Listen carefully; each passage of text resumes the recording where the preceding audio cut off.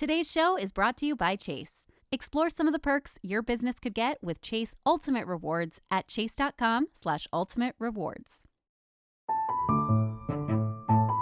I'm Inc. Executive Editor Diana Ransom. And I'm Editor-at-Large Christine Lagorio-Chafkin. And you're listening to From the Ground Up.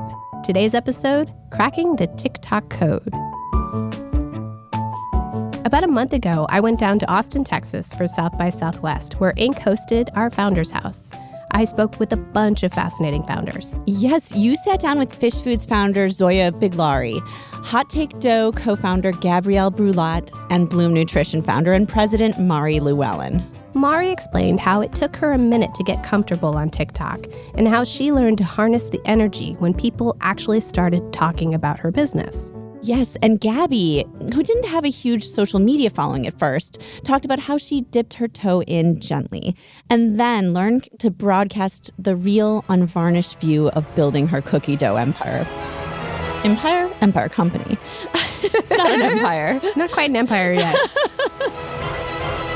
And Zoya shared just how much being able to tell a good story resonates across all platforms. Here's Mari Llewellyn on how she brought in new customers for Bloom Nutrition. So we definitely had dipped our toe in the business world just through selling PDF workout guides, which I still feel like is the best business plan, because when you have a PDF guide, there's really no overhead. You can just keep selling the guide, keep marketing. You don't really need employees. So it really was a great way to get started.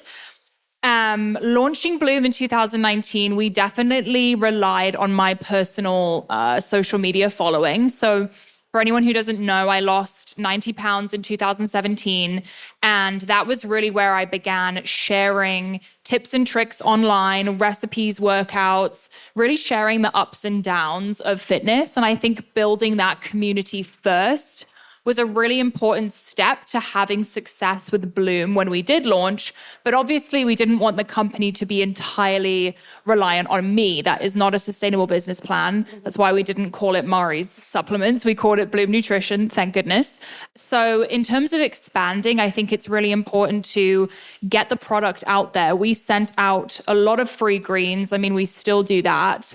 We really hope and want everyone to try it, because I think once you try a good product, people want to keep taking it. They want to keep spreading the message. So really getting the product out there as much as we could and talking about it. And obviously my co-founder and husband, Greg, who's in the crowd right now, is a fantastic marketer and really has a great understanding of how to get content out there and put it in front of people's eyes. So I have to give him credit there. And since then, we've established an influencer program, which I know we'll talk about at some point. But yeah. Don't jump the gun. We're not ready for that.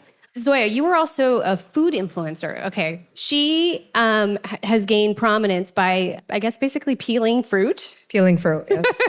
So I've been peeling mangoes wrong, like horribly wrong my whole life. I'll teach you. Yeah, no, we're good. But so when you launched Fish Foods, it's obviously like a sort of fish alternative company. And then but you were appealing to people who came to you for fruit. So how did you kind of like reconcile that? Yeah, I mean, fruit was maybe the launch point, but mostly it was storytelling. So I'm Persian, we eat a lot of fruit. So I happen to be good at peeling fruit. And that is what really launched this whole series of storytelling and having my audience get to know me as a person, as a business owner. So then the segue was easier when I was like, this is my plant-based fish business, and here I am as a creator. I'm not a vegan, but I have a vegan company, and I think it just helped people understand what I was doing a bit more, rather than just, here's this block of vegan fish. Right, it can be a little jarring. It's a little jarring. You just went for the hard sell. And then Gabby, you didn't necessarily have like a prominent social media following when you were getting started. So what worked for you? Oh gosh, we tried everything. Our whole premise at the beginning was showing how we built things. So showing all of the horrible things, all of the good things. There was a lot that happened, especially in those early days, and that still happens. Keeping the consumers and, For You page and anyone else, keeping them super informed with what's happening with the business, even if it's not necessarily the sexiest thing. it really worked for us. And I think people felt like they were able to watch us grow. And we have grown quite a bit since the beginning. So just keeping people super informed in that way, whether or not it's good. So, yeah. And it probably helps that the cookies are amazing. They're pretty, I'm biased, but they're good. Oh, I actually haven't tried them yet, but Mari tells me they're fantastic. Huge fan of Hot Take. Obsessed. Okay, so Mari, you have an interesting story in the fact that you kind of were prominent on Instagram long before even TikTok was kind of around. How did you kind of segue into the new platform and kind of what worked for you on TikTok versus what works on Instagram? Yeah, so I'm definitely leaning towards the millennial side of things. We call our customer the Gen Zennial. So she's young, she's cool, probably cooler than me. So it took me a minute to kind of get comfortable with TikTok. I personally would not say I'm the best creator on TikTok. That's really where we've focused our influencer program. I remember, I think it was 2022, and Greg and I were sitting down and talking about who did we want to work with to promote our greens. And we dabbled with some Instagram influencers, but I said to Greg, I really feel like the people having the biggest impact right now are on TikTok. It's the TikTok creators that have that cult following. And that was where we began to dabble in the TikTok community. And there's so many different types of people on TikTok, which is kind of the magic of it. And although I wouldn't say it's my priority, I've definitely begun to focus on my podcast more and just lean into where I feel like my skill set is.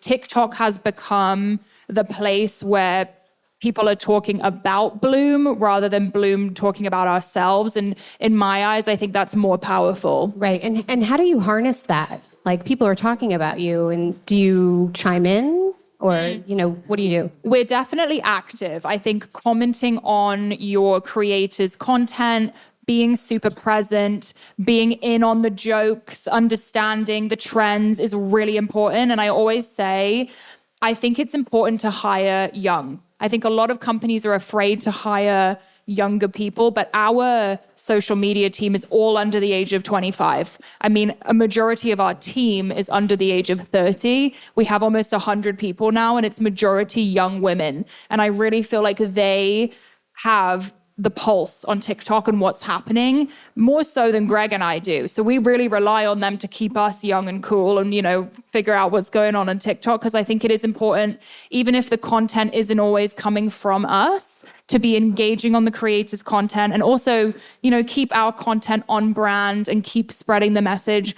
I love what Gabby said about showing them what's happening, because then they feel really invested in the journey. And that's something we did from the beginning as well. And Gabby, what's your view on TikTok versus other platforms, and how do you kind of harness, or how do you be successful on TikTok versus the others? Yeah, I mean, TikTok's been the thing that blew us up. So we really put a lot of attention on TikTok. And I think it's such an organic platform. So we post everything on there. Instagram, we're a bit more selective. It's a bit more formal. I think I was telling you this when we talked earlier, but TikTok is like the epitome of casual for us. Like, we will post anything on there, whether it's like, we've even posted things that aren't necessarily hot take related, but just that we think kind of show Elise, and my sister is my co-founder. So we posted like sister things on there.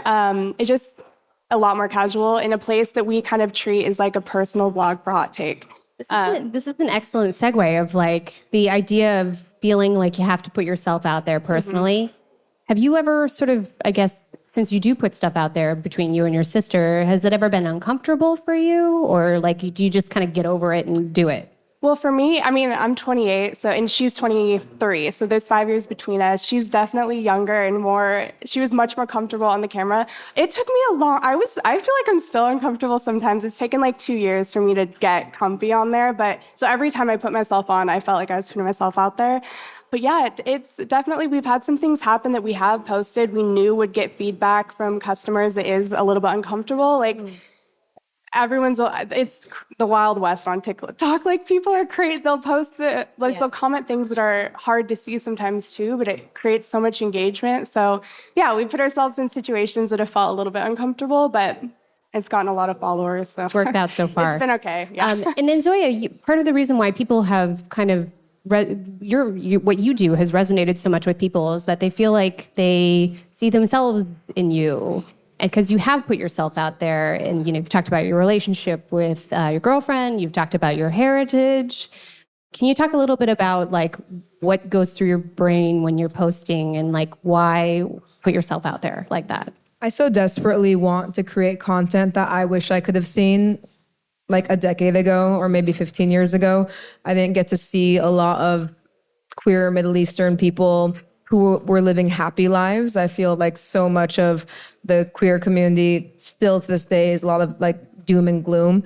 So I want to be like a hopefully beacon of light of just, hey, look how nice my relationship is. We bought a house together. We have a business. Like it's really nice. And I like to just kind of lean into that more. But yeah, I mean, you get comments that aren't lovely sometimes. So are you going to propose? Listen, That's the latest. offline. Yeah. But I mean, and then I guess similar question is like, what's too much? Like, is there a point where you're kind of sharing too much or is oversharing kind of like the norm? Yeah, I mean, it's a fine line. I'm a relatively private person, actually. My girlfriend's been making content for the past decade, so she's kind of the one that got me more into it. I was more reserved before. And truthfully, I don't think that I would be making content or leaning so heavily into it if I hadn't seen the impact it had made. Yeah. The second that I started going viral with my videos, there were hundreds and hundreds of DMs from people who were similar to me in some way and were just so happy to have the content. So then I was like, okay, it's something that's bigger than me, so I can just take the stomach punches every now and then of some stupid comment if it makes people happy to see this content. Right.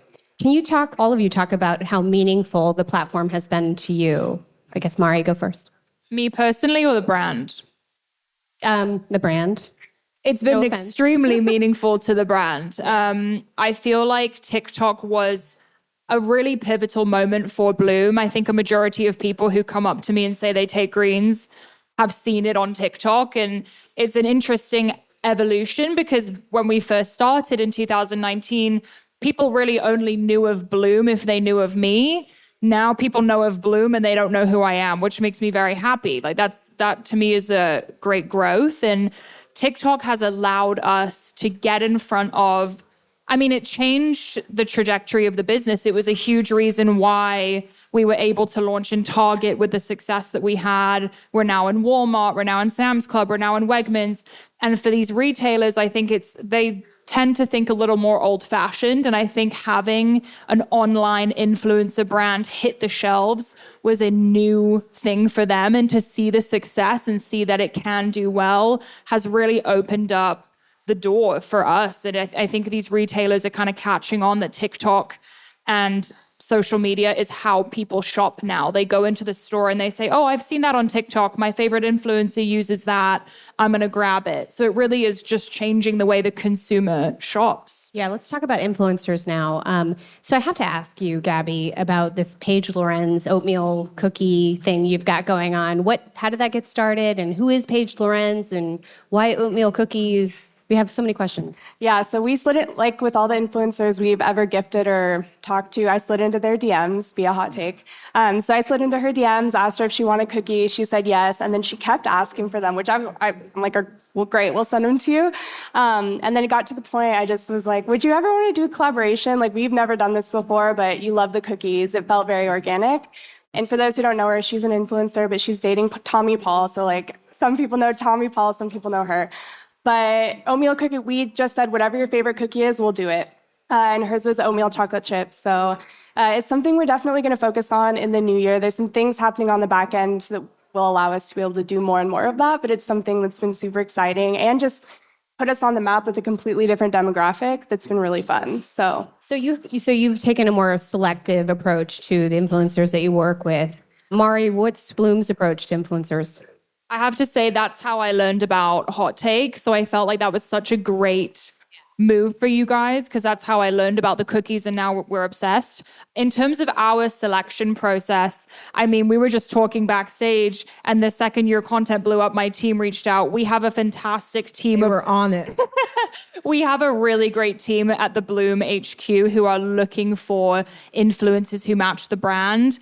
And I think the thing with Bloom is our mission is to be as accessible as possible and really align with women of all walks of life. So it really isn't for anyone in particular. Why just women? Curious. I mean, men do take it as well, but I would say since I'm the Kenny loves the greens. He's sitting right there. Men definitely take it too. But in terms of our branding and story, since it came from me, I definitely feel like we, connect with women on a deeper level. But it really is for everyone in any walk of life. So when we are looking for influencers, we work with mothers, nurses, students, whoever it may be. And our ethos is to really let the creator create the way that they do best. Like, we don't try to put any guidelines or boundaries that are going to restrict their creativity. We want them to do what connects with their audience the best. With that said, we do keep in mind our brand values and mission and try to make sure the content aligns with that. But it's been really fun working with, so many different types of people. And we do events every now and again, and we get to meet them face to face, which is really special. And what are the stats that you look for in somebody you want to work with? Oh, that might be more of a Greg question. He's more of the numbers guy, but it's less, I think with TikTok now, it's less about the following, because someone could have a massive following and have no connection with their audience. We really try to make sure that their community is locked in and they trust who their following. So for example, we just did a collaboration greens flavor with Mama Calls. I don't know if anyone's heard of her, but her name's Carly. She's a mother. She lives in South Carolina and she has such a loyal following. We did a new flavor with her, orange passion fruit, which is delicious. And people loved it. And it sold out very quickly because she has that cult following. So it really isn't about the number of followers anymore. It's about what connection do you have with the community. Right, how dedicated they are. And then Zoya, honestly, don't really know if you have an influencers program, but I do know your co-founder, Paul, is the personal chef for John Legend and Chrissy Teigen. So has that worked for you? Have you been able to parlay that into something? Today's show is brought to you by Chase. Explore some of the perks your business could get with Chase Ultimate Rewards at chase.com/ultimate rewards. We do have a lot of great celebrity supporters, but mostly right now we're B2B because I like to consider us the early stage of Beyond Meat and Impossible Meat, but for seafood. So similar to that experience, I want the consumer to try it in a restaurant setting first, where you can have it as sushi or ceviche or poke and be like, wow, that's really spot on, pretty close to the real thing. We do ship out to consumers with a spicy tuna blend, but we haven't done a whole lot of influencer marketing quite yet. So far, the main influencer is you're looking at her right now. But we do have a lot of, we're food content creators, my girlfriend and I. So we have a lot of friends in that space. We're very lucky in that way. And people are starting to post about it a bit more. We haven't gone super heavy because, as I'm sure you guys realize, it's a lot of effort. And whenever one of our videos does go really viral, we have thousands of people who will message from across the country who want it, but I can't send it to them yet. So that's a bit of a wasted effort. Yeah, you don't want to necessarily grow too much yet. Exactly. Yeah. So how do you hit the B2B folks? Slide into their DMs. That's where it's very helpful for myself and my girlfriend have a big following, because when you slide in someone's DM, you have a much better chance at getting a response. We got our very first partner ever was Erewhon, and I slid into their physical DM. I walked right in and I said, hey, the vegan fish that you guys have is not excellent. Mine's better. And then I took that account that day. So sometimes you just have to be very, very ballsy. But yeah, sliding into DMs really works. So what do you do if TikTok goes away? There's the prospect of it getting banned. There's, legislation now. Who knows what's going to happen? But then just generally speaking, Meta could change its algorithm. You're sort of at the mercy of this platform. So what's the strategy there? It's a great question, and it's something that we've definitely thought about. TikTok came close to being banned a couple of times, and that really made us look at our plan and say, okay, we need to diversify and think about this. I think the fact that we're now in so many retailers gives us a really strong base, and it doesn't make us so reliant on TikTok. I also think if TikTok got banned, people would go somewhere else and just start something new because people want to create and people are on social media. So they would just gravitate somewhere else, and we would be ready for that. I think something we've done really well over the years is just pivot quickly.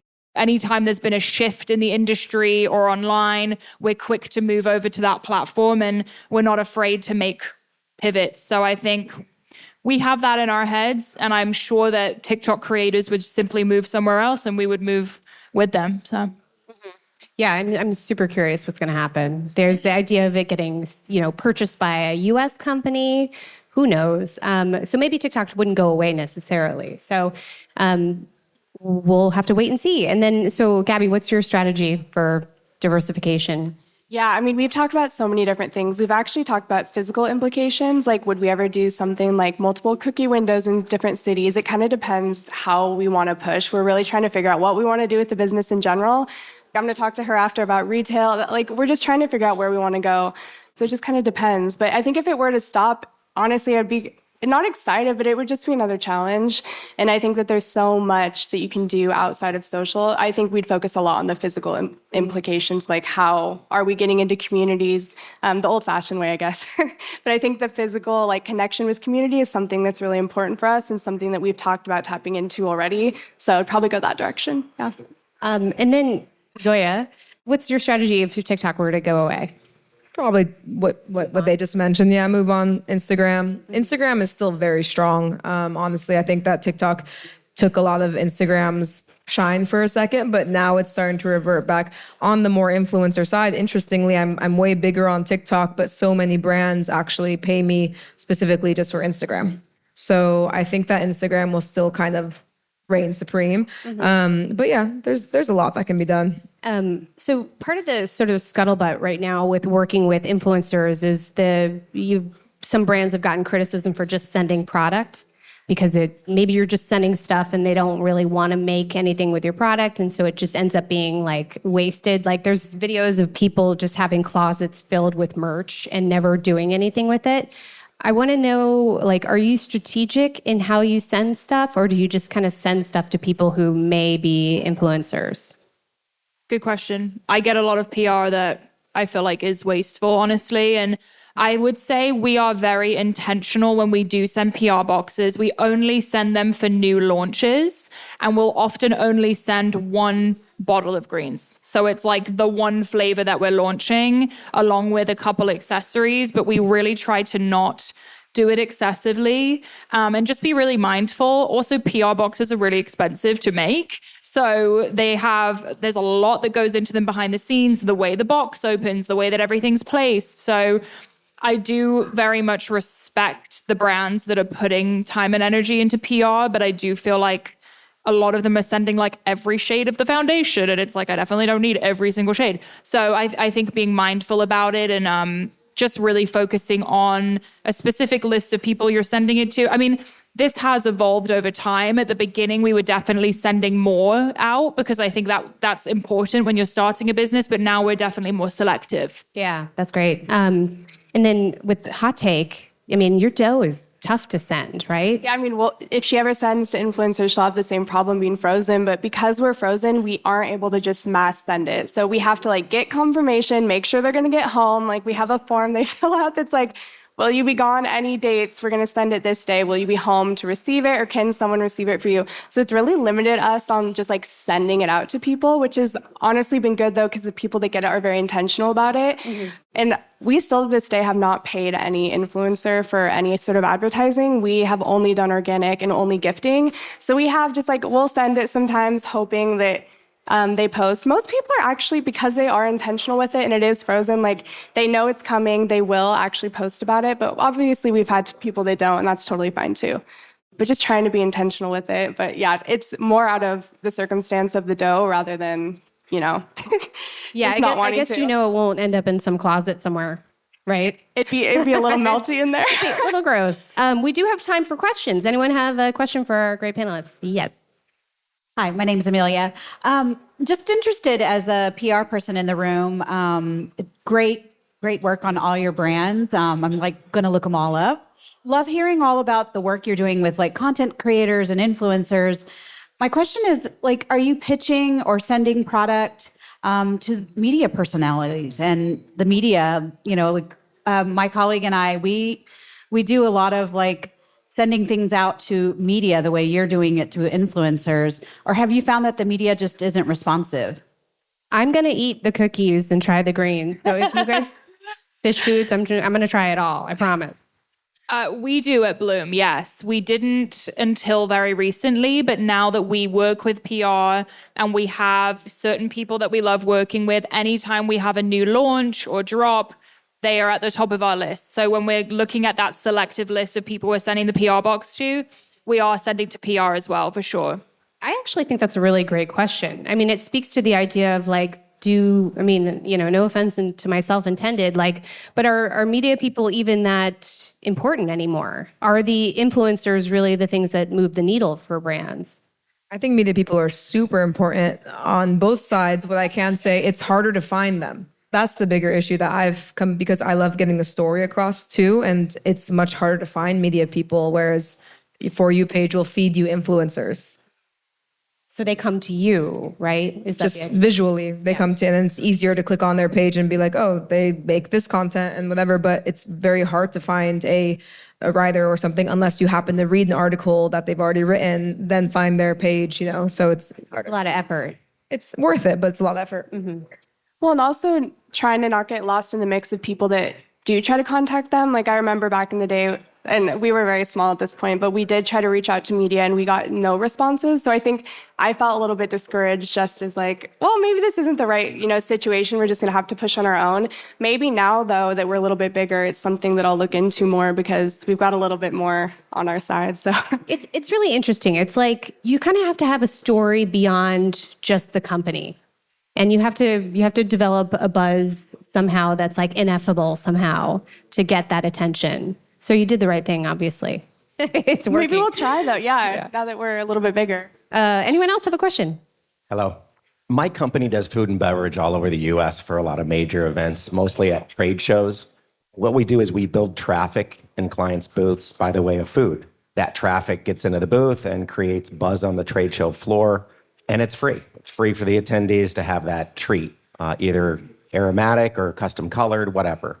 My question to you is, do you feel TikTok is best for product, or have you heard that it works for services like this?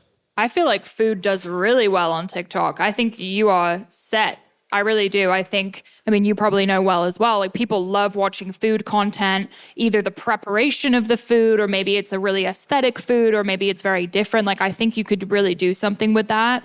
I would definitely try TikTok. I think product is actually more challenging than food because people love food. It teeters, but usually it's like the number 2 category in TikTok, food and bev. We do have time for maybe one more question. Hi. I'm also Mari, behind the Blooms. And I was a Bloom subscriber for a while before I got rid of a permanent address, so I couldn't keep the subscription going. But I received so many little treats and surprises during that time, and it was amazing to get all these little gifts. It was so cute. And so I'm curious about the role of surprise and delight, in a product-based company, and also maybe even on TikTok. Do you surprise and delight your followers and your community as well? Curious about that. I love that. We did used to send I think we still do send goodies in our Bloom packages. I think consumer experience is so important. Even the fact that you remember that means so much to me and means we did the right thing, because I think especially when you're establishing your brand, we just launched in 2019. We're still pretty young. We want to make sure that customer experience really encapsulates the Bloom brand. We want to be approachable, fun, friendly. We want them to feel a part of the community. So yeah, surprise and really connecting in that way is really important for sure. Amazing. Thank you all so much for joining us. Gabby, Zoya, and Mari. That's all for today's episode of From the Ground Up. Be sure to subscribe to Apple Podcasts, Spotify, or your podcast platform of choice. Also, if you like this episode or have suggestions of what topics you'd like to hear about, leave us a review on Apple Podcasts or reach out to us on Inc. social channels on LinkedIn, Instagram, and the app formerly known as Twitter. From the Ground Up is produced by Julia Shoup, Blake Odom, and Avery Miles. Mix and sound design by Nicholas Torres. Our executive producer is Josh Christensen. Thanks for listening, and we will see you next week.